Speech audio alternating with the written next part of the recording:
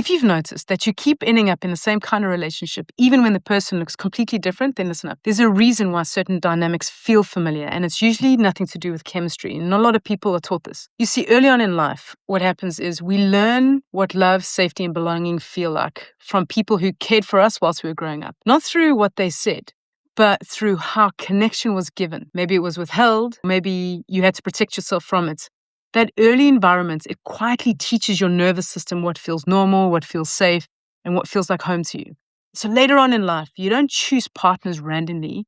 You choose what feels familiar to you. And so growing up, if love had to be earned, you'll be drawn to relationships that require a lot of effort.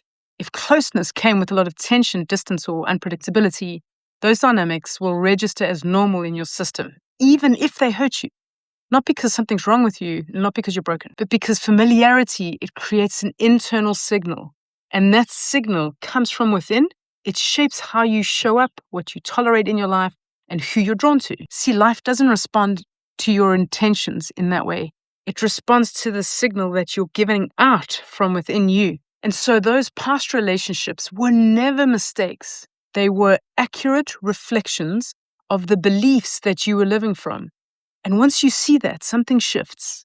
You stop trying to fix yourself and you start choosing from awareness. So here's a question you can reflect upon. I want you to look back at the emotional atmosphere of the home that you grew up in. What was it like? And then notice those patterns and see if any of those patterns are showing up in your current or your past relationships.